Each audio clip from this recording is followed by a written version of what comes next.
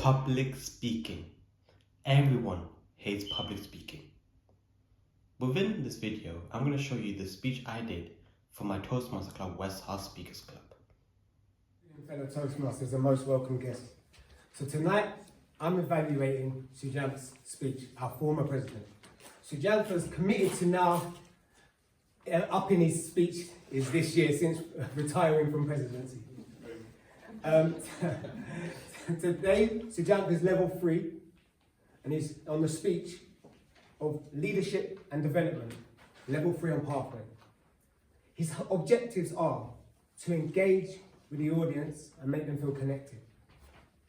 It's to make the audience be inspired and to keep it light-hearted, but also prioritize the emotions and portray them throughout the speech.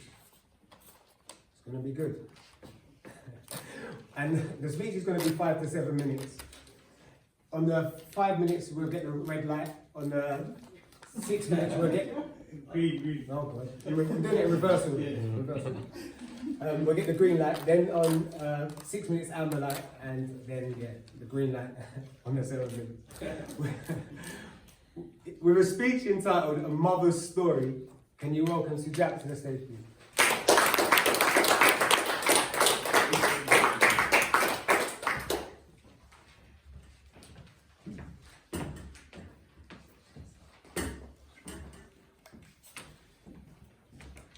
What is the hardest thing you have been through in your life?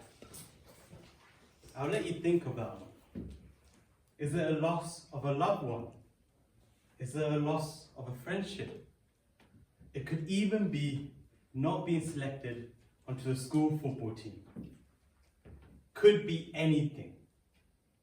Within my speech, I'm going to talk about the story of a mother and the story of a mother's journey through life. The room is quiet, like it is right now. There's a mother in the middle of the room. She's crying her eyes out.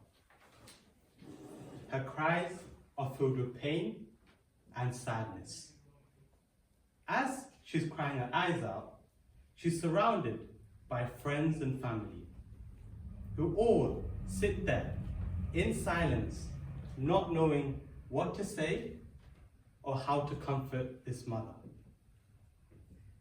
In the corner of this room, there's 3 boys, aged 10, 7, and 5. Let's be honest, do you expect the boys to understand what's going on? Hell no. They're laughing in the background, playing with their toys, and just honestly not understanding the atmosphere or the vibe of the room.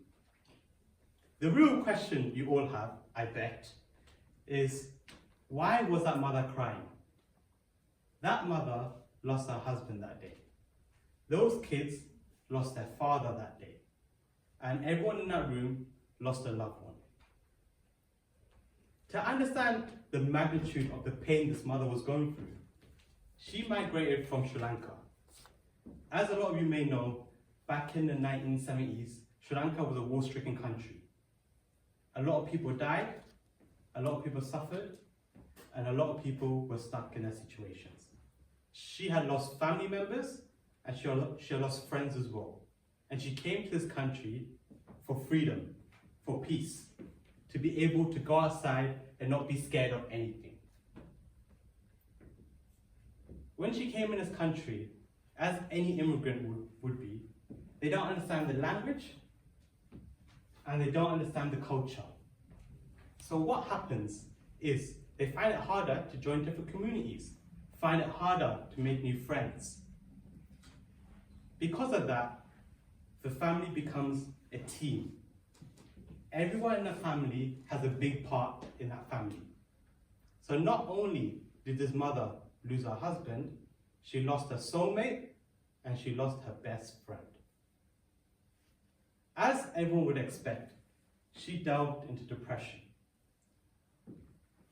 Her cheerful personality became a distant person. Her bright smile vanished, and she would cry herself to sleep on a regular basis. With that, months and months went by. Family and friends would visit her, try to give her a pat on the back, try to make her feel better. But nothing worked. And then one day, she thought about her life. As much as life is hard, why would her life be defined by this moment? She lost someone she loved. Her dreams had been completely demolished. Her dream was to grow old with her husband and to raise their kids together. However, those dreams had vanished. But when she looked at her children, as much as she had lost her dreams, those kids had lost their father. And she saw innocence in them. And she decided to do the small things. Decided to wake up early. She decided to eat better. And she decided to look after herself. After that, after doing the small things over and over again, she felt better about herself. The cheerful person she was returned. Her bright smile came back, and she slept like a baby. You may ask, the real question is, what happened to those boys? Even though the story was not as easy as we would expect it to be, like, of course, the boys become the next Usain Bolt or the next leaders of the world, she went through those hard days over and over again. In her words, sometimes she would cry herself to sleep, but she kept going. And I'm happy to say she raised the next Elon Musk, Bill Gates, and Usain Bolt. Another real question you might think of is, what is this mother's relationship to me? This is the journey of my mother through the death of my father. And I did lie about one thing in this speech. She didn't raise the next Usain Bolt, Elon Musk, and Bill Gates. Honestly, it had potential to be the new Usain Bolt, but Mum said you have to study, get back to your books. So the real question I want to ask you is, what's holding you back? A lot of us define ourselves by the people we lost. A lot of us think about that as a situation and pull us down, make us not the best versions of ourselves. But is that right? Should we be doing that? And my mother taught me a very important lesson. Instead of dwelling on the past, think about what they gave you. The wisdom, the knowledge, the experiences. Be grateful for having those people in your life. And remember them for the reason that they were there in your life for. So you think about this and you realize sometimes there comes a good in the past. So the real question I want to ask all of you is, what's holding you back now? Thank you. I hope you all enjoyed that speech. It was a good one, wasn't it? As much as the speech was good, it wasn't perfect. And the aim for me is to make this speech better and improve on the things I did bad. After each speech, I get my own personal evaluator who evaluates my speech, who gives me good tips that I did throughout the speech and also tips I can improve on. And I also get evaluation slips from everyone within that room. And that way I can improve and get better. I'm going to go through a few of the tips and the pointers that a lot of people said throughout the speech. And I think a lot of you would have maybe caught up on when you were listening to the speech. The first one was I paced a bit, which meant I was too fast. And at the start, I felt like I paused a bit more. However, closer to the end, I felt like the pace was too quick. So maybe I can reduce the pauses at the start and maybe use it more at the end. But also you gotta understand that when you're doing a speech in front of people, the nerves sometimes creep up. So sometimes you naturally get a lot faster. And throughout my time at Toastmasters, I've been very, very quick. So that's something I can implement. So increasing the amount of pauses I use throughout the speech. Another one was repetition. How many times did I say the real question? I kept saying the real question, and so a lot of times. So maybe instead of using those words, use it once, but change your wording. Use therefore.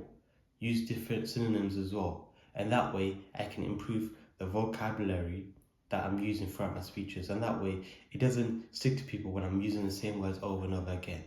It's better to change it up. It's better to keep it different, because when you say the same words over and over again, people get caught up on the words and they don't actually listen to the speech.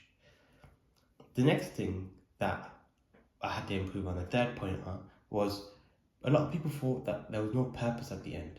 So what was the purpose of the speech? So what I did was I told the story of my mother's story throughout her life, and then when I said specifically that I'm not Usain Bolt or could have been. However, what was the ending? What actually happened?